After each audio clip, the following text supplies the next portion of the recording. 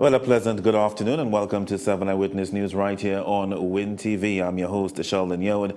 Thank you for joining us and welcome to our online viewers at wintvworld.com. We're coming to live from Lunch Park in Shogunas. Something was brought to my attention earlier on today, and I felt it necessary to address it. I'll be brief. Now, yesterday a caller called and spoke about a flea market, quote unquote, in Shogunas. Now, I know that they normally have one near the Mid-Center Mall there during the Diwali celebrations. So I made reference, if he has an issue, take it up with the mayor. But it seems as though, I don't see what his issue really was because flea markets take place all over the country. But putting that aside, it seemed as though he called back and his issue was with the Diwali Nagar itself. Now, that is the height of arrogance and ignorance that I've come across in quite a long while.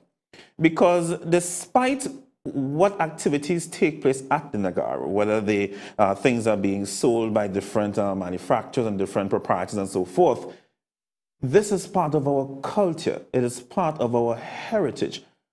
And we speak of a multi-ethnic society and so forth, and many of us are still trapped in ignorance. And when I hear these kind of comments, it makes me really wonder if we really, if we have evolved as a people, mentally more so. There are so many countries that wish, amidst all our problems in Trinidad and Tobago, we still live together as one people under the sun, as they say, rainbow under the sun, different cultures, ethnic groups, and it's a beautiful feeling. So we have different religious festivals. We have Diwali, we have Emancipation, we have Eid and so forth. And there you have people calling and talking about a flea market causing traffic. Man, where do you all come out from? And that's the level of arrogance and ignorance I really do not, and I will not fuel on this program. So, my dear gentlemen, if indeed, well, from what I was told, that is what you're referring to, do not call back with those kind of comments. It will not be tolerated on whether this program, and I can guarantee on any other program, at least I would hope on any other program as well. Because what we want to fuel here in this country is the true sense of unity and living together as one people.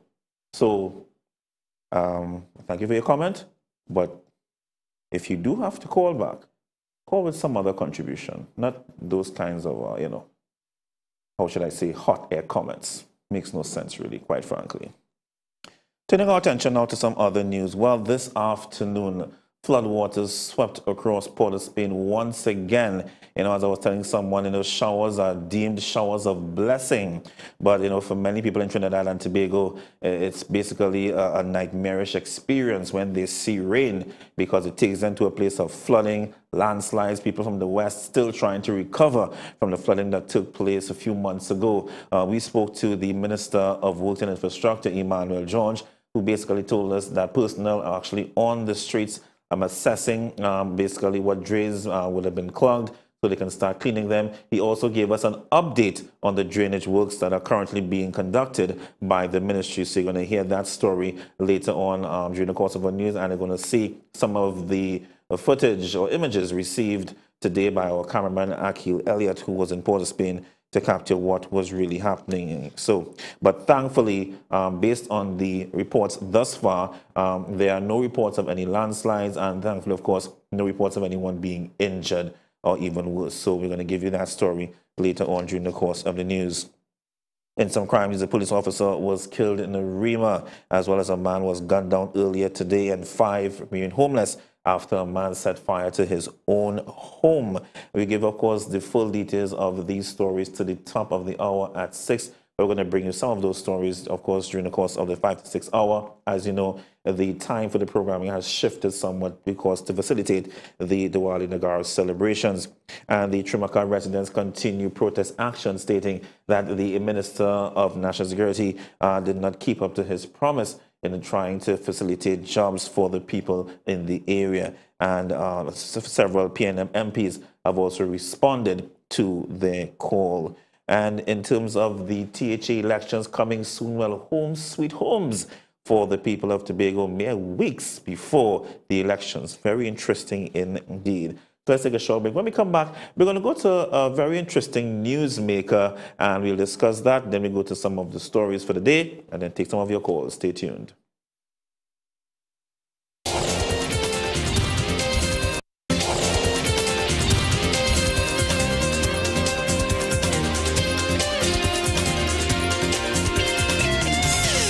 And welcome back to 7 Eyewitness News right here on WIN TV. Before we get to some of the news, a story that I came across today during a broadcast on CNN. And it's an old argument, you know, the controversy surrounding the benefits of marijuana. Of course, as we know in this country, it is illegal on all counts. Of course, there have been arguments, of course, that it has medicinal benefits. Well, today in one state in the United States, they decided to legalize it. And here we have this special newsmaker as to the reasons why. However, there are still many concerns being raised by some in the state. Let's take a look at this story.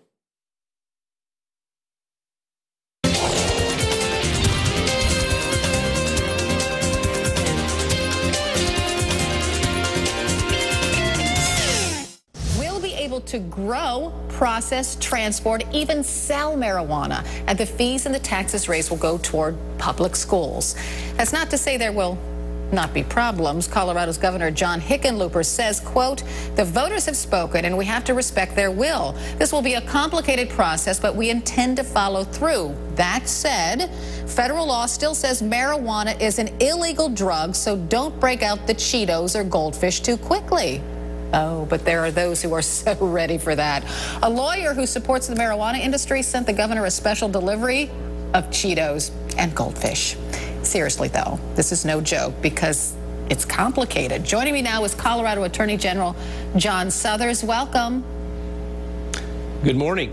Good morning. Thank you so much for being here. You're on record against this, but say you'll respect what the voters decided. What will be the biggest challenge for you? I think clearly it's the conflict between federal and state law. In 2005, in a case called Reich versus Gonzalez, the United States Supreme Court made it very clear that the federal government is free to enforce its anti-marijuana laws, even in states that legalize it on a state level. So we really need to find out what the federal government's attitude is going to be towards Colorado's legalization attempt. Are they going to tolerate these large grow operations when we've learned from medical marijuana that that results in diversion to other states? We've traced medical marijuana from Colorado to 26 other states. If that continues, I'm not sure that the federal government is going to just stand back and say, do what you want to do in Colorado. Yeah, and I think you're right to be concerned. This is a statement we got from the DEA, the Drug Enforcement Agency. It says, quote, "The Drug Enforcement Administration's enforcement of the Controlled Substances Act remains unchanged. The Department of Justice is reviewing ballot initiatives, and we have no additional comment at this time." So they're mulling things over. I have a question, though. If it's against federal law to smoke marijuana, if I'm sitting on a park bench and I light up a joint, and an FBI agent walks by, a federal, enforcement official, will he arrest me? No, even though he technically could, the federal government's never been interested in prosecuting low-level possession. Even when I was U.S. attorney, I think we had a 100-plant threshold, and I suspect it's even higher now. But I do think they are going to be concerned about there's no residency requirements under this regime, so people can come into Colorado and buy it, take it out of the state, and I'm just not sure how they're going to react to that. The governor, myself, are going to be communicating with Attorney General Holder, the local U.S. attorney, and it will be interesting to see what they say, because we in Colorado really need to know that. People wanting to invest in these businesses need to know what the federal government's viewpoint is going to be. So you're going to have a rough couple of months, or maybe even a rough couple of years. I suspect so. Well, we wish you luck, and thank you so much for joining this morning. We really appreciate it. Colorado's Attorney General John Suthers, thanks so much.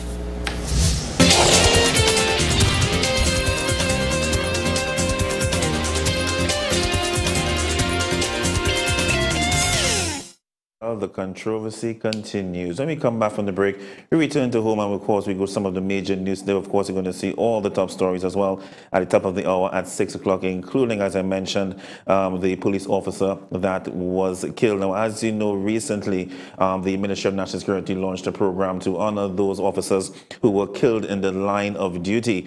And another one, of course, lost again. And sometimes we don't really reflect on some of the things that police officers go through on a daily basis to protect and serve our needs and, of course, keep us safe in Trinidad and Tobago. So our condolences go out to the family of the slain police officer. We'll go into more details about that and some more stories, including flooding once again in Port of Spain. Stay tuned. We'll be right back.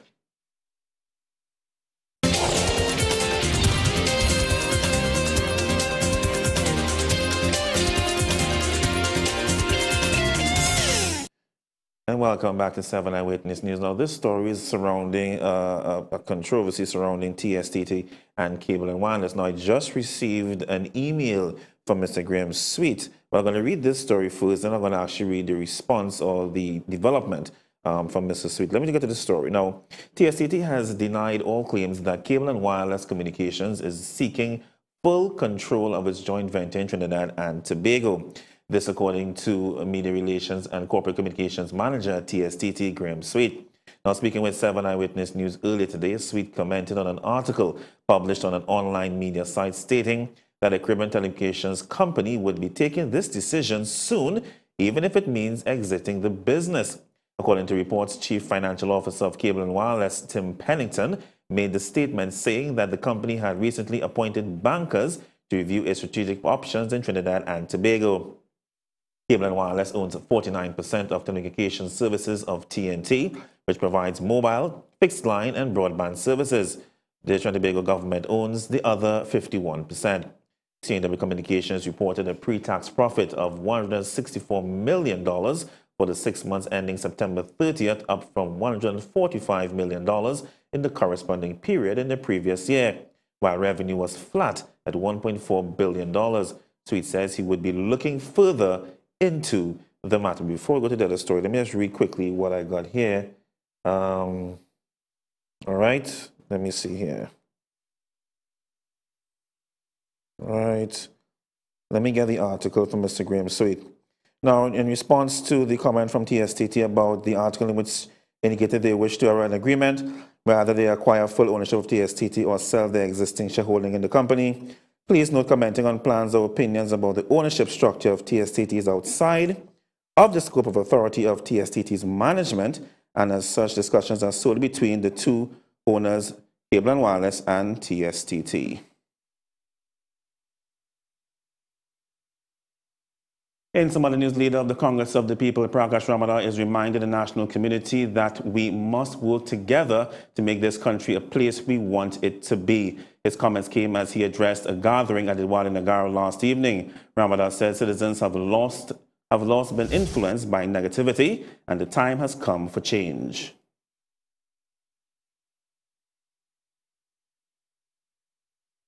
From the very wisdom and knowledge that we were all born with, but many have forgotten. As you heard His Excellency speak about the light of Diwali, the removal of ignorance, where light will always overcome darkness, we must return to the inner truth that we were all born with God within us, with greatness as our destiny.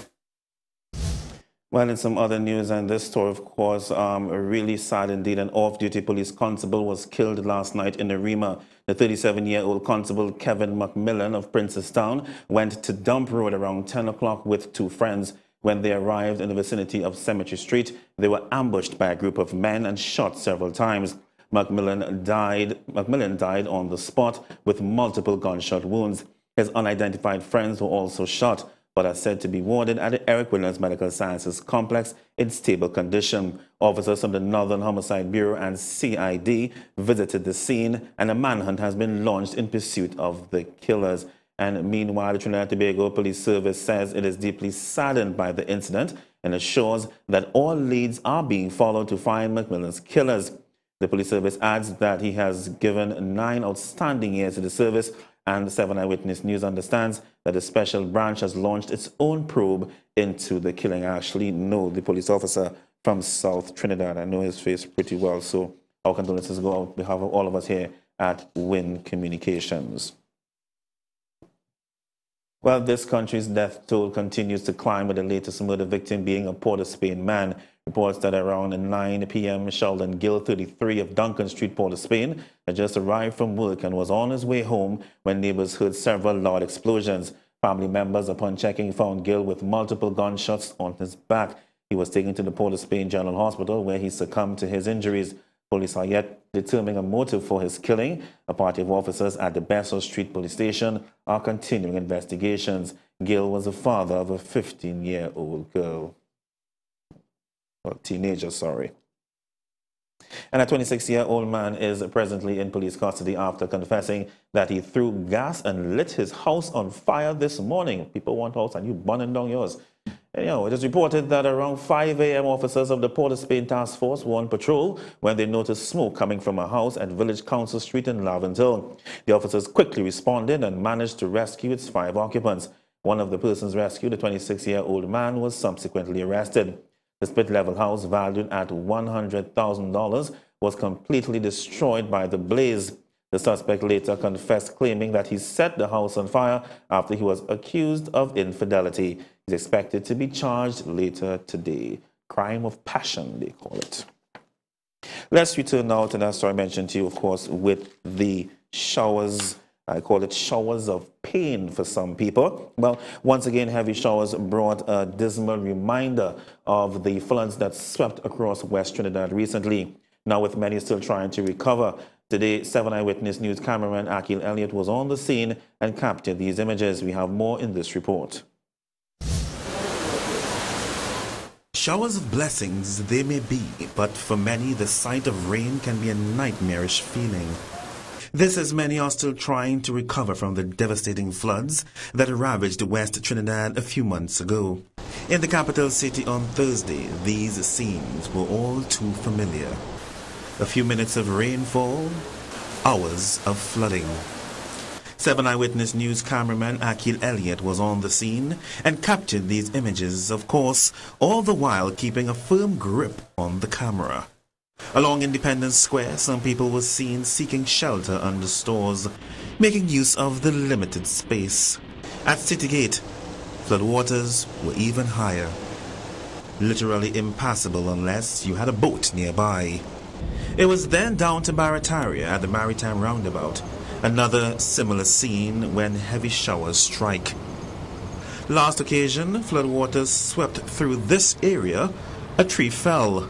Thankfully, no one was hurt. Meanwhile, police officers were on the scene assisting motorists, informing them that their options were limited.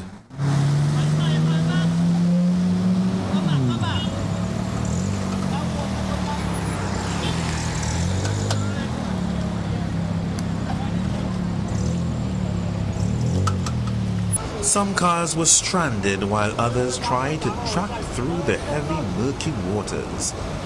Speaking with 7 Eyewitness News, Minister of Works and Infrastructure Emmanuel George says he was made aware of the situation and acted immediately. Contacted the Director of Drainage to tell him that to ensure that he did an assessment of what was happening and what was required, and to make sure that he had enough equipment to do any clearing that was required as a result of the flooding. If there were any clogged drains, that he would try to do his best, and if there were any landslides, he would also try to clear them as quickly as possible. Mere minutes after that conversation, however, the minister called us, stating that he received an update from the director, stating that personnel were on the scene assessing the problem. As of 3:30 this afternoon, water had begun subsiding, and they were assessing which drains were clogged. Meanwhile, the minister stated that there were no reports of landslides, and the flooding seemed to be restricted to Barataria, El Socorro, and Port of Spain. He says drainage works are ongoing. That the drainage works have been ongoing. I mean, and if you go up river, Barval River, and so on, you will see that there is indeed ongoing clearing work constant because of all the debris that is constantly coming down. So we haven't stopped clearing work of the water courses. In respect of Port of Spain itself, the clearing work was done some months ago, but I guess with all of the debris and refuse that continues to come along these waterways, they will again be clogged. We hope that the retention pond that we had constructed in the area of South Key, Upper South Key, will continue to help as it has helped. Sheldon Yearwood, 7 Eyewitness News.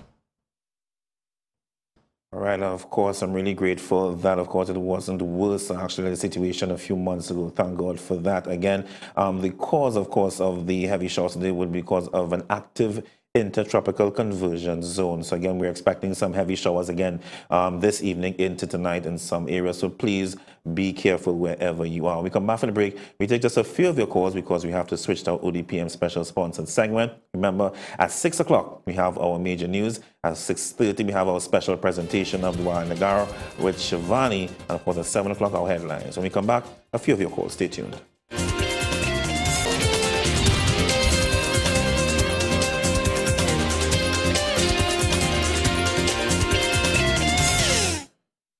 Welcome back to 7 Eyewitness News. We're going to make these calls brief. Just have a look about roughly 5 to 7 minutes for these calls. Let's take our first caller. Caller, pleasant good evening. You're on the air. Welcome to the program. Good evening, Sheldon. Hi, just raise the voice a little bit, please. Thanks a lot. Yeah, good evening. Hi. Right, in respect to the report I aired over some weeks ago in One second, caller. Center. Right. The matter has been resolved. Some official came and declared. Some official came and declared the drains. What about the flooding? Yeah. Okay, and I wasn't hearing before. Sorry. There have been widespread allegations that people in the URP who have vehicle traveling officer, they get the traveling allowance and they are allowed to carry home the vehicle, the government vehicle. So I don't know if some concern about that. In terms of the European Internal supervisors and stuff? Yeah, managers are carrying home vehicle, they get 1,000 allowance, traveling allowance, and vehicle could be used for personal. Yeah, well, that's something I have to take up with probably the local minister. Yeah, and find out to get some more detail before I make any further comment. Not a problem. Right. Let's take 2 more calls quickly. Caller, you're on the air. Go ahead and address a couple of texts here before we close off this segment of the show. Caller, you're on the air. Good afternoon, Sheldon. Hi, good day. How are you? Not too good. What's happening? Well, Maraval is good. As far as flooding is concerned, everything is clear and clean and whatever. But sometimes I ask myself, where are all these fancy, big traffic and flood management people that the government has to control the flooding in Port of Spain? Sheldon, I could fix the problem in Port of Spain. I could fix the problem in Port of Spain. If I could fix it in Maraval, I could fix it in Port of Spain. Well, give Minister George a call. It's absolutely ridiculous. Every year, for 10,000 years, we're having this problem of flooding in Port of Spain, and no fancy, big degree management consultant in flooding and so could fix the problem. So what are we paying? What are we, the taxpayers, paying for? What are we paying for? They have all the degrees. They have all the degrees, and yet they cannot fix the problem of flooding in Port of Spain. All right. Well, and I can sense your frustration. The thing is, I honestly believe, it's one thing to be aware of the problem. It is one thing, of course, number one, if we are willing to spend the kind of money behind it to fix the problem. And number two, sometimes you have to ask ourselves if we have to outsource people to actually get it done sometimes, because it's not going to be an overnight problem. But the frustrating thing is that I think we're all aware of what the problem is. The thing is, are we willing to put the money and manpower behind it? That's the situation. But as I'm grateful that things are not as severe at this point in time. Let's take one more call quickly, and I want to go to some text. Caller on the air. Go ahead. Good morning, sir. Yes, good day. Go ahead, sir. Good day. I want to talk about the marijuana being legalized in one state. That is in Colorado, yeah. No. I can remember, as a young fella, I had asthma, right? And I couldn't even walk 10 feet. I went to a certain doctor. He gave me Surama cigarettes, which I eventually found out was marijuana. Then, my uncle had a store, and we were licensed to sell ganja. We sold ganja, and there was no problem in the country. It was only the old babu men buying ganja. And after they made it illegal in the 60s, then the problem started. There is nothing wrong with ganja or marijuana. That should be legal in Trinidad, and half the crime we have will be eliminated. Thank you. Interesting analysis in terms of the link, of course, the whole situation in crime. But before I close, I want to say this. Now, I can spark a real controversy with this topic, but the thing is, it's very interesting when you listen to, as I say, it's a very controversial topic, so I'm not get too heavy in it, because I said it is illegal in Trinidad and Tobago.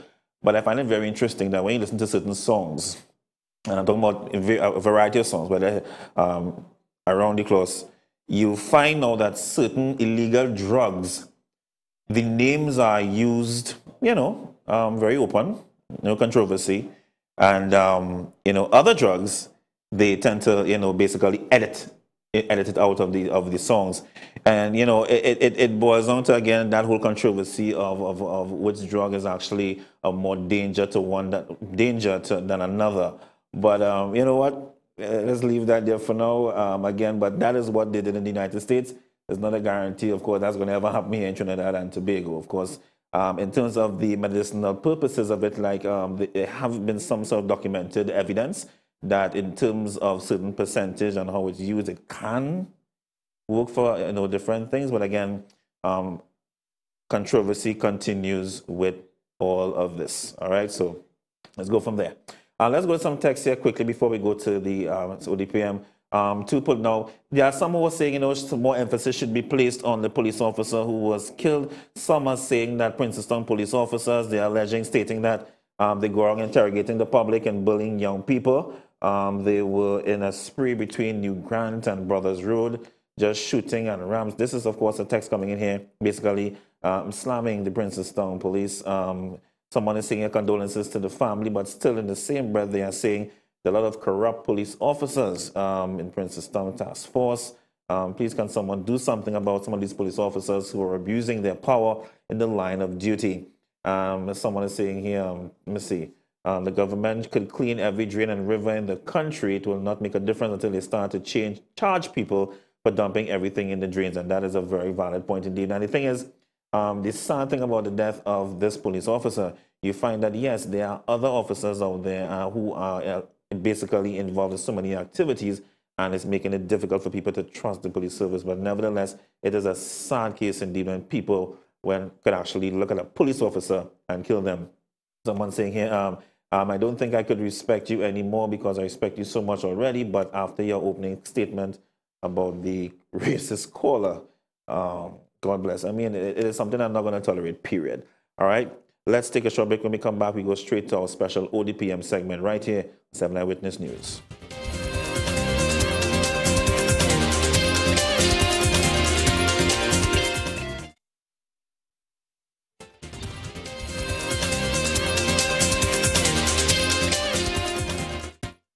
Welcome back to 7 Eyewitness News. Now, I know you're accustomed to seeing Dr. Stephen Ramroop during this segment, so a nice change to see some ladies, of course, representing the ODPM, and with specific reference as well. I'll get into that and explain why shortly later on. They're here to talk about Disaster Risk Reduction Day, which was celebrated on the 13th of October. But as you know, we are still very much in the hurricane season. We're already dealing with a hurricane right now that struck Jamaica. And of course, it's now, I believe, last few hours hitting Bahamas. So we need to be very familiar of disasters and how we can help, how should I say, prevent loss of life and, of course, loss of our infrastructure as well. Joining me on the set, we have Ms. Lainey Timal, the communication assistant, correct? Yes. And to my further right, Ms. Rishma Haraj, the hazard mitigation specialist. Thank you for coming on the program. Now, for those who are not familiar, they may have been seeing it in the press, seeing different stories being highlighted. Exactly what is the significance behind this particular day that was celebrated? Well, the Disaster Risk Reduction Day is really a day that the United Nations put aside to say we're going to commemorate disaster risk reduction internationally. So on October the 13th every year, they basically pick a theme, and this year they chose to go with women and girls, an invisible force, of resilience. And basically, they're just asking girls and women to step up and use their roles within the community and families to kind of push that risk reduction factor. Why do you think such an integral emphasis on women? And it's not just in this, you hear it in almost every sphere of life now, they're asking women to be more involved. What is the role that you really want women to play exactly? What important role do they play in helping with reducing, well, basically reducing disasters or the risk of disasters? Well, I think the theme for this year was really appropriate because if you look at the statistics post-event, they actually show that women are most often cases the victims. And that is because of a variety of different factors, cultural norms, discrimination, stuff like that. And, you know, that kind of overshadows the resilient women that are in the picture as well. So you mostly hear women as victims, but you rarely hear about the women who are heroes. And that doesn't mean that it doesn't exist. For example, after the Haitian earthquake, you got a lot of amazing stories about women who got together as a team and actually started dragging victims out of the rubble, finding relatives, and saving lots of lives. And I think this year, it was a chance for us to actually look past women as victims and see them as heroes because they really are a force for disaster preparedness and risk reduction. I can't deny that because you always hear this ongoing debate and battle between men and women. I don't start nothing necessarily. But it is a fact. In many cases, you'll find in terms of emergency and disasters, sometimes the women tend to compose themselves even more so than the men. I'm not knocking my brothers. I'm just speaking the facts. And I think it's really important as well. Now, in terms of the ODPM, and in terms of what you all are doing to help women understand their role in Trinidad and Tobago, exactly what have you all been doing? Well, basically, we have been undergoing a lot of activities. First, we started with mall tours. We went to various malls across Trinidad. We went to Movie Town. We had a booth, basically just informing the public about women's role in resilience, how they are the main caretakers. When a disaster strikes, they come in as the ones to pull the resources within the communities because they are sort of the inventory takers. So they would know what resources need to be distributed amongst the people within the community. And we have also done a walkabout in La Hockett Road and Glencoe. We issued first aid kits and we also did a post-disaster survey, just basically looking for that feedback from the flood victims, asking them how first responders assisted, what type of response they got. Yeah, definitely. But I just wanted to add that, you know, for us at the ODPM, ensuring that women play a larger role in disaster risk reduction wasn't just restricted to this day. We ensure that our programs and projects are all gender sensitive. So really equal opportunities for all members of the community to step up and make that change for a safer environment. Would you say that one of the initiatives that you all have put thus far, they are working? Because we've had a couple incidences basically in the last few months. From the flooding, we lost a couple lives as well. The reports that you have been receiving, would you say that women have been taking that lead? And I'm referring to like the issue in Diego Martin that we had recently and so forth. Did you all get good reports that women were taking the lead to basically assist in the whole recovery process? Well, I think the women in the households, they recognize their role as filtering that information to the children, and that's what we really want. You get your household prepared, you become more resilient. By getting your home prepared, you are incorporating the community as well. So it's basically, we're using them as the heads of the household in the sense. Yes, definitely. So kind of reversing that whole idea of the man as the house. And what I see as a major success is the shift from the role women played traditionally, just restricted to the household as the homemaker and the caregiver. And now we're actually seeing women's groups that are really active. We see women taking part in CERT training and CERT teams and actually stepping outside of the home to play a bigger role. So you're seeing more women as risk managers. And that, to me, is a huge success. I think what's also important, and I was looking at the whole issue, not just to shift a bit in terms of climate change and so forth. You have, of course, children being our future, and you find that the women are in most instances, the caretakers, and sometimes they are the ones to mobilize the children. And if there's no one to mobilize children, therefore our future is left for doom to some degree. So I think that is also very important in terms of, as you said, information coming from them and because the children are safe and so forth. But in terms of the ODPM, however, now the 13th of October has passed. But is this, or will this be an ongoing program that you'll have in terms of getting women involved and having these, different meetings and walkabouts and so forth? Definitely. We have the volunteer program, and we're actually training our first batch right now, and that is actually a mixed group.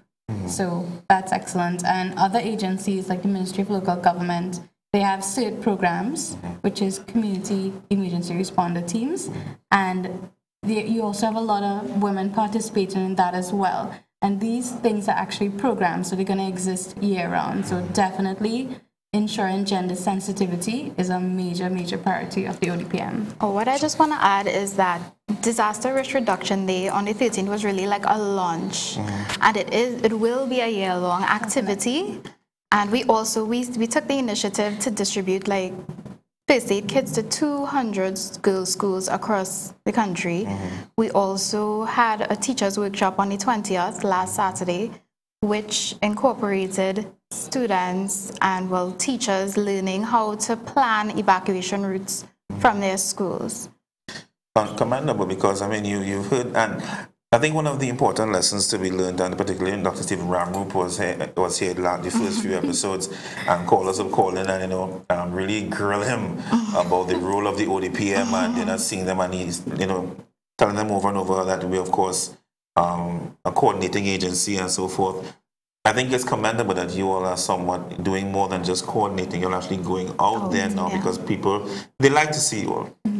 They just like to see ODPM in the area, so they know that they feel a sense of safety and security with you all around. So that's why I think it's important. When we come back from the break, a short break, I want to get into your role in particular as a hazard mitigation specialist. I find that very interesting. So we're going to get some details into your role and, of course, more of what you're doing at the ODPM. We come back in a special segment. Stay tuned. We'll be right back.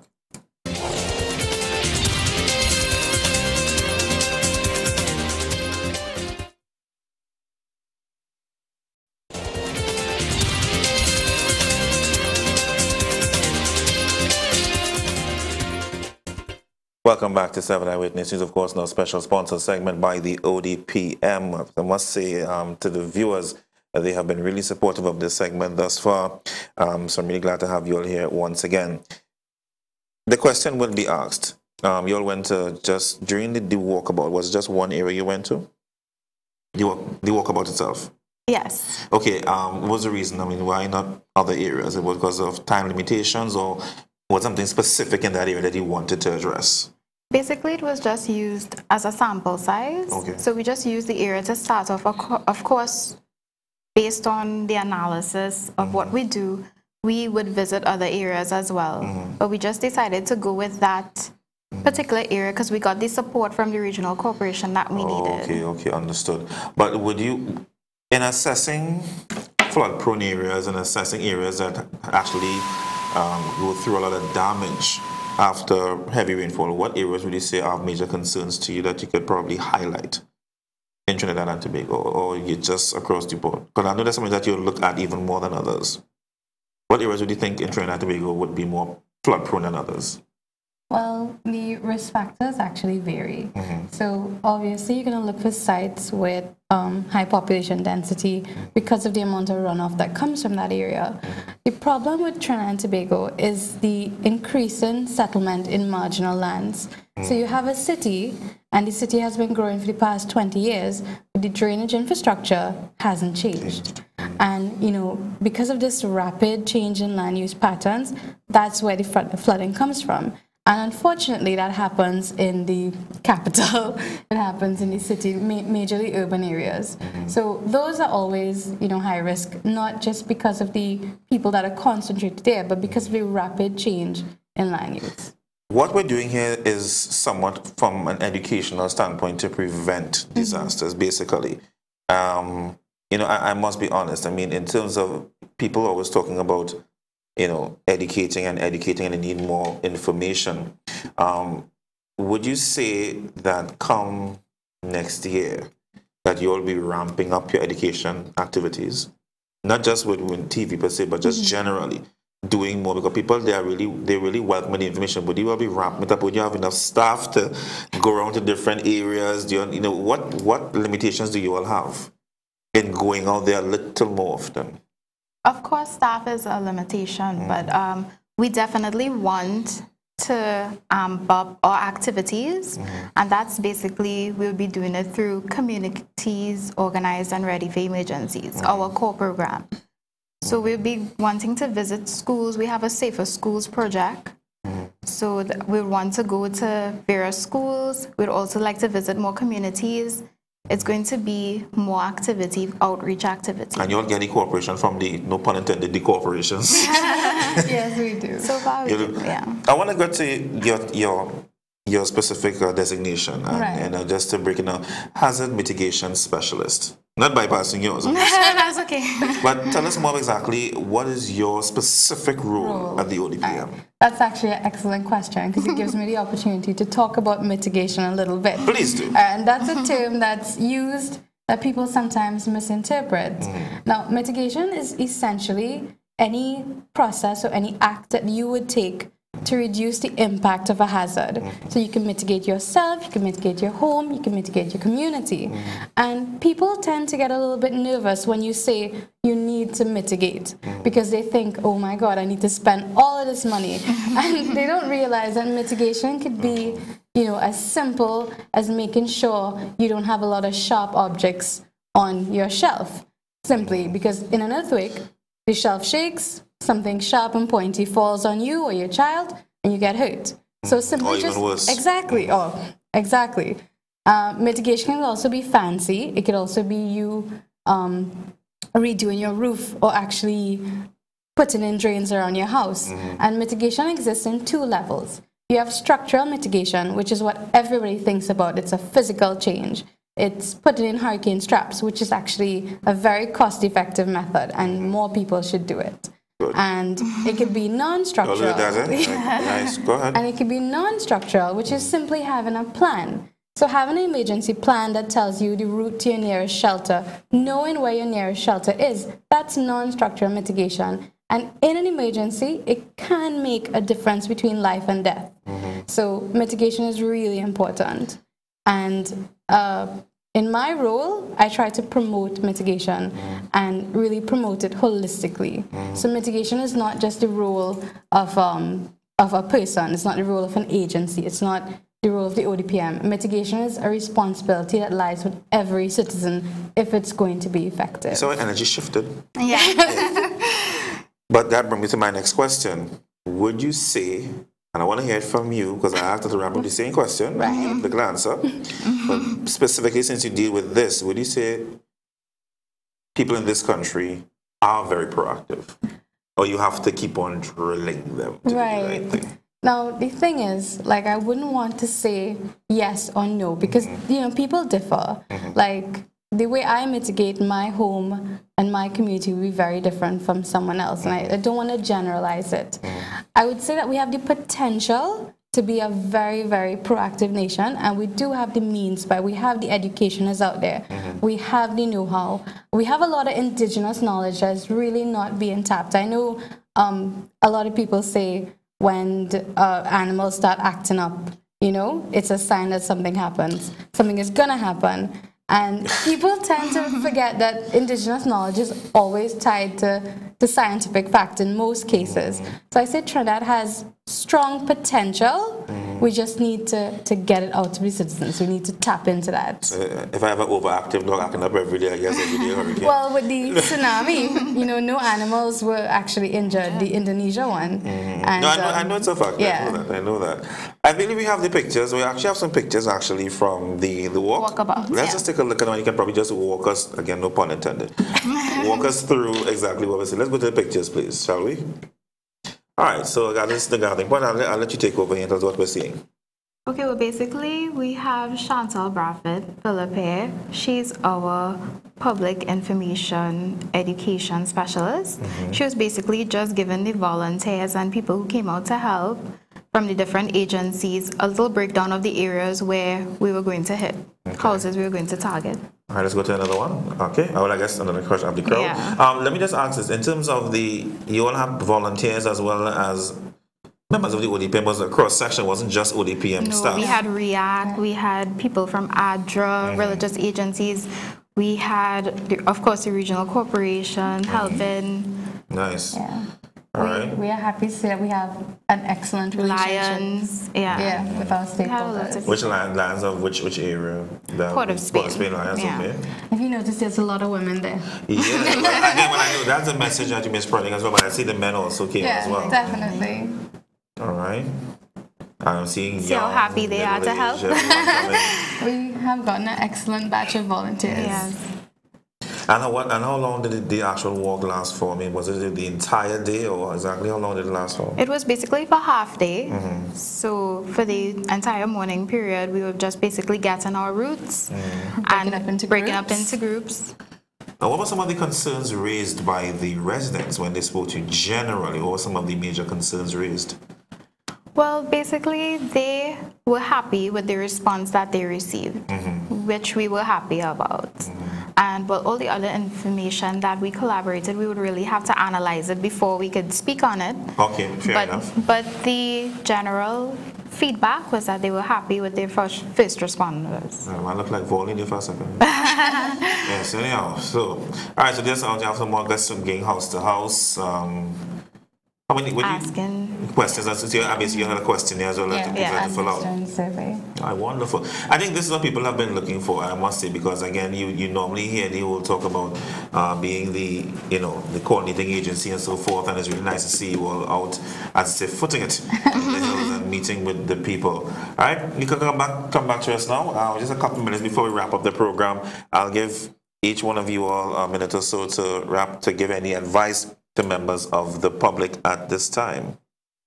You want to go first? Well, I think the main message that I want to bring across, yes, we are talking about the role of women, but I really do think that disaster risk management is a holistic process. And, it's everyone's responsibility to ensure the safety of their home and their community. Okay, I just want to highlight our Facebook competition.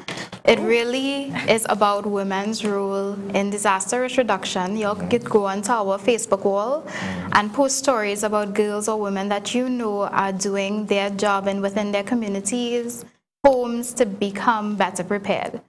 So you can go onto our wall and check it out. All right, so thanks a lot. Some really good prizes. Yeah, as well. good prizes. What kind of prizes? We have an iPad, a smart.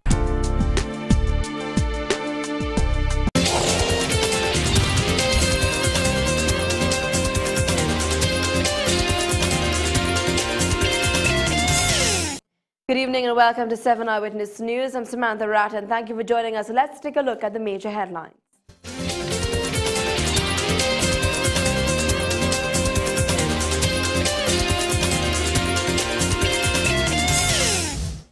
Many were left stranded in Port of Spain after flash flooding. Mere weeks before elections in Tobago, the THA announces plans to build $32 million worth of houses. A police officer was killed in a remorse last evening. And in business, Caribbean Airlines says while its flights are back on schedule to New York, it is not a busy travel period. The airline is now preparing for the peak Christmas season.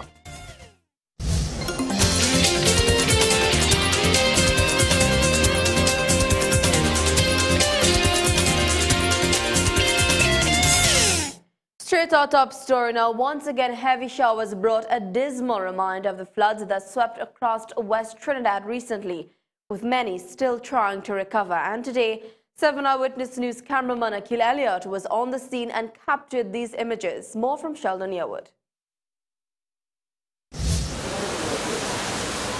Showers of blessings they may be, but for many the sight of rain can be a nightmarish feeling. This as many are still trying to recover from the devastating floods that ravaged West Trinidad a few months ago. In the capital city on Thursday, these scenes were all too familiar. A few minutes of rainfall, hours of flooding. 7 Eyewitness News cameraman Akil Elliott was on the scene and captured these images, of course, all the while keeping a firm grip on the camera. Along Independence Square, some people were seen seeking shelter under stores, making use of the limited space.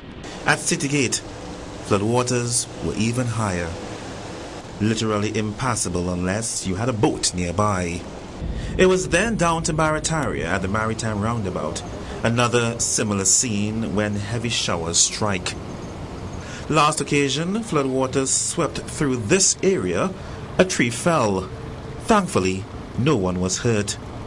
Meanwhile, police officers were on the scene assisting motorists, informing them that their options were limited.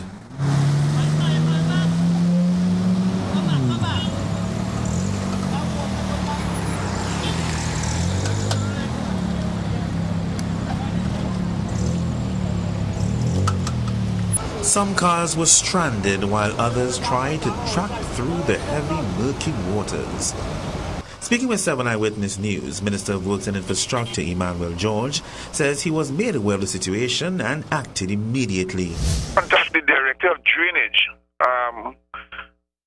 to tell him that to ensure that he did an assessment of what was happening and what was required, and to make sure that he had enough equipment to do any clearing that was required as a result of the flooding. If there were any clogged drains, that he would try to do his best, and if there were any landslides, he would also try to clear them as quickly as possible. Mere minutes after that conversation, however, the minister called us, stating that he received an update from the director, stating that personnel were on the scene assessing the problem. As of 3:30 this afternoon, water had begun subsiding, and they were assessing which drains were clogged. Meanwhile, the minister stated that there were no reports of landslides, and the flooding seemed to be restricted to Barataria, El Socorro, and Port of Spain. He says drainage works are ongoing. That the drainage works have been ongoing. I mean, and if you go up river, Marval River, and so on, you will see that there is indeed ongoing clearing work, constant, because of all the debris that is constantly coming down. So we haven't stopped clearing work of the water courses. In respect of Port of Spain itself, the clearing work was done some months ago, but I guess with all of the debris and refuse that continues to come along these waterways, they will again be clogged. We hope that the retention pond that we had constructed in the area of South Key, Upper South Key, will continue to help as it has helped. Sheldon Yearwood, 7 Eyewitness News. Some other news now. TSTT has opted not to comment further on reports that Cable and Wireless Communications is seeking full control of its joint venture in Trinidad and Tobago. And this according to Media Relations and Corporate Communications Manager at TSTT, Graham Sweet, via a press release issued this evening. And the release said, quote, commenting on plans or opinions about the ownership structure of TSTT is outside of the scope of authority of TSTT's management, as any such discussions are solely between two owners, namely C&W and the government of Trinidad and Tobago. Graham Sweet, Manager, Media Relations and Communications, end quote. The article published on an online media site stated that the Cable and Wireless will be taking this decision soon, even if it means exiting the business. And according to reports, Chief Financial Officer of the Cable and Wireless Company, Tim Pennington, made the statement, saying that the company recently appointed bankers to review its strategic options in Trinidad and Tobago. As it stands, Cable and Wireless owns 49% of telecommunications services of Trinidad and Tobago, which provides mobile, fixed line and broadband services. The TAT government owns the other 51%, and Sweet says he would be looking further into the matter. Leader of the Congress of the People, Prakash Rambada, is reminding the national community that we must work together to mold our country. And his comments came as he addressed a gathering at the Diwali Nagar last evening. Rambada said citizens have not been influenced by negativity, and the time has come for change. From the very wisdom and knowledge that we were all born with, but many have forgotten. As you heard His Excellency speak about light of Diwali, the removal of ignorance, where light will always overcome darkness. We must return to the inner truth that we were all born with God within us, with greatness as our destiny. To some other news now, escaping unscathed, a baby was among 5 persons injured in a vehicular accident involving a police vehicle. According to reports, the accident took place at about 8 o'clock this morning at Beckle Street in Tacarigua, where eyewitnesses said the driver of the car stopped, sounded his horn, proceeded with caution, and was then struck by the oncoming police vehicle. 7 Eyewitness News understands that one of the female passengers in the black Nissan Sylphy was rushed to hospital after she complained of injuries to her shoulder and chest. Meanwhile, an off-duty police constable was killed last night in Arima.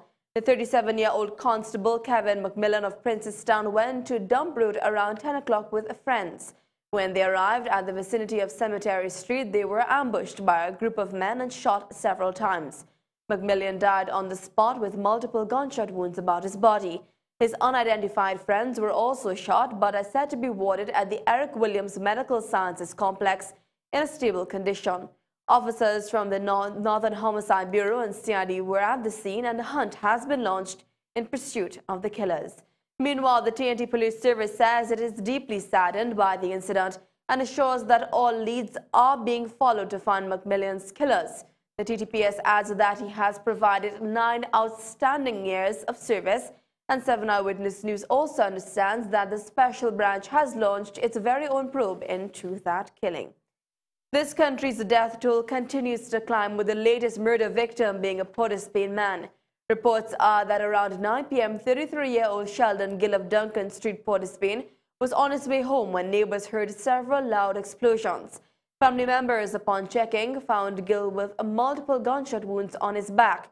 He was taken to the Port of Spain General Hospital, where he succumbed to his injuries. Police are yet to determine a motive for his killing, and a party of officers at the Beston Street Police Station are investigating. A 26-year-old man is presently in police custody after confessing that he lit his own home ablaze this morning. It is reported that around 5 a.m., officers of the Port of Spain Task Force were on patrol when they noticed smoke at a house at Village Council Street in Laventille. The officers quickly responded and managed to rescue its 5 occupants. One of the persons rescued, the 26-year-old man who later confessed, was subsequently arrested. The split-level house, valued at $100,000 TT, was completely destroyed by the blaze. The suspect later confessed, claiming that he set the house ablaze after he was accused of infidelity. He is expected to be charged later today with arson. In some other news now, residents of Trumacac and Laventille are vowing to continue their protest action should the government not address their concerns soon. This morning, the disgruntled residents staged yet another protest with burning tires and debris. They highlighted a number of issues affecting them, including bad roads, poor water supply, unkept promises by the Housing Development Corporation, and a lack of employment. 7 Eyewitness News spoke to their area representative, Naliang Hippolyte, who explained the residents' concerns. Prime Minister again had promised to make sure that all those buildings would have gotten a fire escape. To date, that has not taken place. In addition to that, those buildings need some kind of some repairs, because the roof of one of the buildings is leaking. All right, I'm advised that the windows are falling out. The plumbing needs fixing. The Laventille West MP says the residents are fed up and he's willing to stand with them as they lobby for the upliftment of their community. Who believe in protest and putting up tires and all of those things. I believe that communication can get you much further. But it reaches a point in time, sometimes out of fear of frustration, one might want to go in that direction. What I am saying at this point in time is that I would stand by the people of Laventille, the people of East Port of Spain, the people of Trinidad and Tobago, all right, for better conditions. And some other news now, with THA elections just around the corner, both the TOP and the PNM will do their very best to sway voters in their direction, and for many, owning a new home could be a deciding factor. The THA has announced the commencement of a 10-month construction plan for the island mere weeks before the elections. The $32 million construction scheme will involve several townhouses, duplexes, and apartment buildings. And this from Settlements and Labour Secretary Godwin Adams. In light of the controversy surrounding THA spending, Adams said he wanted to make it clear that the Assembly contacted HDC to manage the project, which will be funded from the THA budget. The Assembly has already constructed and distributed 72 single-dwelling units costing approximately $22 million. A recent has shown that women are taking a keen interest in the field of agriculture.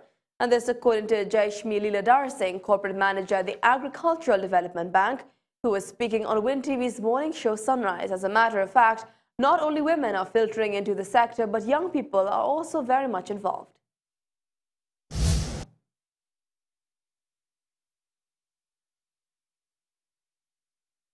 And I'm so happy, Hansley, that more and more women are coming to the fore and more young people, believe it or not, are coming to the fore. They may not be involved in primary agriculture in terms of the young people, but yes, the technology and secondary agriculture, they are heavily involved in that. Meanwhile, Leeladhar Singh also noted that it is critical that a land distribution policy be developed and executed to further assist farmers. The issue is that farmers need land and they need that security of tenure. Now, while I cannot speak for the Ministry of Planning and Sustainable Development, I know our land use plan either has been completed or to be completed and laid in Parliament. And it will deal with what is for agriculture, what is for housing, industry, and so forth. But yes, it is critical that a land distribution policy be developed and executed. Has the People's Partnership government moved away from the promises they made to the people of Trinidad and Tobago? Well, MSJ leader David Abdullah made reference to the Faizabad Declaration and Manifesto of the government this morning on the Sunrise program. He says that this is evidence of a systematic problem within the party. There's a culture of politics, and then there's a systemic problem. And we have a systemic problem. The way in which the Constitution is framed that gives a tremendous amount of power and authority to those in cabinet and so on. And therefore there tends to be quite naturally by the nature of the systems a disconnect between the governed and those who govern. Abdullah then described what he referred to as the shortcomings of the government over the last couple of years. I think went wrong was that the partnership did not function politically as a partnership. It functioned only as a coalition of parties in government, in the cabinet and in the parliament. While a powerful nor'easter storm has interrupted recovery efforts from Hurricane Sandy, New York and New Jersey were left under a blanket of thick, wet snow that snapped storm-weakened trees and downed power lines. The nor'easter storm, which gets its name from the northeast direction from which the wind is coming, brought gusty winds, rain and snow to the region. Households that waited for days without power were plunged back into darkness and temperatures near freezing. More on this report.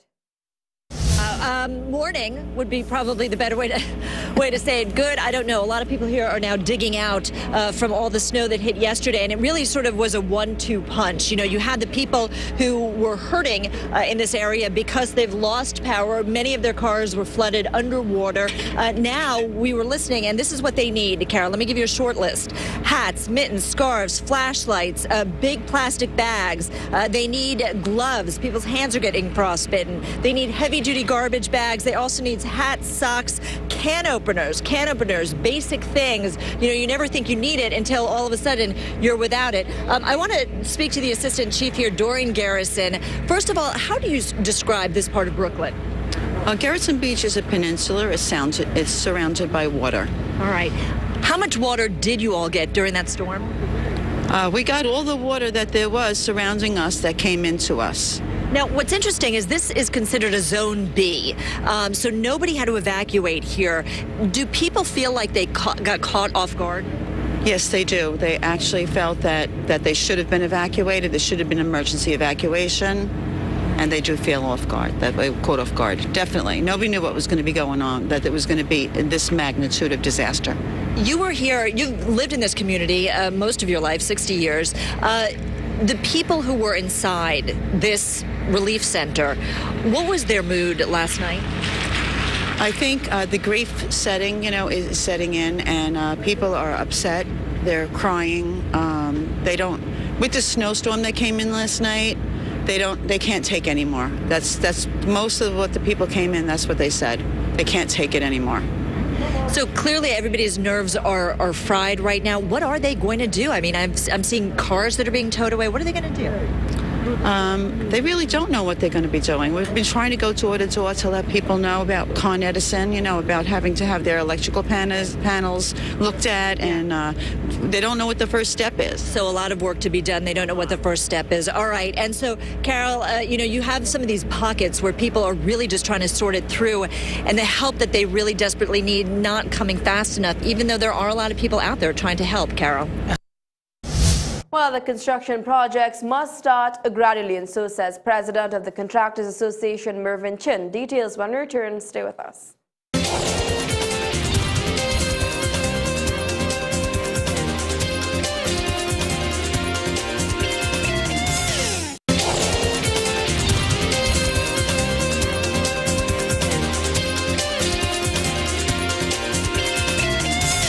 Welcome back to Samo News. Now, President of the Contractors Association, Mervyn Chin, says it's great news for contractors that the THA is embarking on a multi-million-dollar project. Chin told 7 Eyewitness News that Tobago contractors have been complaining of either being without jobs or losing out on contracts that were being secured by contractors from Trinidad. Mere weeks ago, before elections in Tobago, the THA has announced a $32 million housing program, which will begin next week. And the contracts have been awarded to Tobago contractors. And Chin says the construction industry has been dormant for the past 4 years, and it's time that confidence is returned to that market. At the same time, though, he says construction activity should begin in a gradual process. He says if there is a surge in activity, this would lead to increased demand and supply cost, and costs would rise, leading to increased inflation.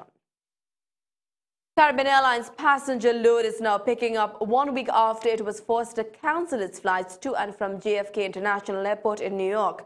Chairman of CAL, Rabindra Moonan, told 7 Eyewitness News that the airline has returned to normalcy, even though it had to cancel some flights yesterday due to the snowstorm. He says in any event, because it's not a vacation period, many people are not traveling right now, and those who are going to New York live there and have no choice but to return home. The CAL chairman says the airline is already planning ahead for the peak Christmas season, which is expected to start from December 15th. He says later on in this month, a direct flight from Georgetown to New York and to Toronto will start. Meanwhile, CAL's communication manager Clint Williams says from tomorrow, the airline will be using its Boeing 767 for the New York route. And while global food prices are continually increasing, the price of one commodity will not be rising just yet. There is a sugar glut on the global market after Indian farmers reaped 6% more than forecasted by the sugar industry. And this is expected to cause the longest global glut in more than a decade. India is the second largest producer, and there is an expected output of 24 million tons. Producers in Russia and Thailand also increased their output due to increased prices, and this glut is expected to contain the surge in global food costs caused by drought in the US, Europe and Australia.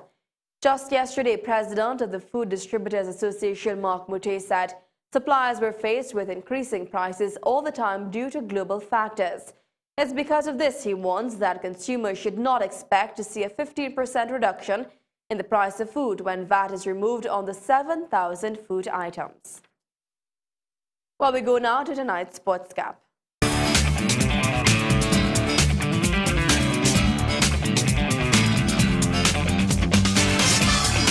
Topping off our sports segment, Minister of Tourism Stephen K. Dees, accompanied by sporting legends Brian Lara, Dwight York, Darren Ganga and Dwayne Bravo, have electrified Excel London during the opening days of the World Travel Market 2012. Excel London is this year's venue for the world's most excellent travel convention. The thousands of industry professionals in attendance have been delighted by Trinidad and Tobago's presentation, replete with the contribution of the titans of athletics. The presence of the sports giants underscores the commitment of government's initiative to aggressively market TNT's tourism capabilities, namely our sport and ecotourism products at WTM 2012. When asked about the rousing reception Trinidad and Tobago has received this year, Minister Cadiz responded, "The groundswell has now become a roar. It is fulfilling to experience the impact that TNT can make on the international stage. We have always believed at the Ministry of Tourism that our nation can compete with the world's best, and to see the international community's response is encouraging," end quote. "It legitimizes our hard work and planning, and we look forward to the momentum and tangible gains made from 2012's World Travel Market," Cadiz concluded. World Travel Market 2012 has proved to be an amazing platform to revitalize the tourism sector and make good on the minister's promise to contribute at least $2 billion annually US to our nation's GDP. Judging by TNT's invigorating reception, the nation is poised to reap lucrative dividends from this year's stay. And meanwhile, the Ministry of Sport hosted a 3-day Tobago-leg sport caravan to promote national excellence in sport. The event, which took place last weekend at the Dwight York Stadium, incorporated a coaching seminar and talent identification in various sporting disciplines. And these included basketball, netball, football, boxing, volleyball, cricket, track and field, and golf. Approximately 900 athletes and 60 coaches participated in this program that was designed to provide sustained opportunities for sport development. A forum was created for coaches to exchange ideas and share knowledge on the science of coaching. In addition, a playing field was developed for athletes to partake in game-type situations and be part of the talent ID exercises. Training consisted of the development of athletes of all spheres, namely technical, tactical, psychological, and spiritual exercises. The Director of Physical Education and Sport, Dave Bob, described the caravan as a huge success due to the large turnout of junior athletes and the enthusiasm shown by athletes involved. The power of sport was truly identified, and the director stated and added, "Working together as a team towards sport development can move mountains." Meanwhile, former national goalkeeper Shaka Hislop is among 9 other Caribbean Americans who will be honored by the Institute of Caribbean Studies at the organization's 90th Annual Caribbean American Heritage Awards. And the event will be held on November 16th at the Washington Capitol Hilton in the United States of America. Well, that brings us to a news update at 6 p.m. Do join us again at 7 p.m. for another news update. We now go straight to Diwali Nagar for more live entertainment.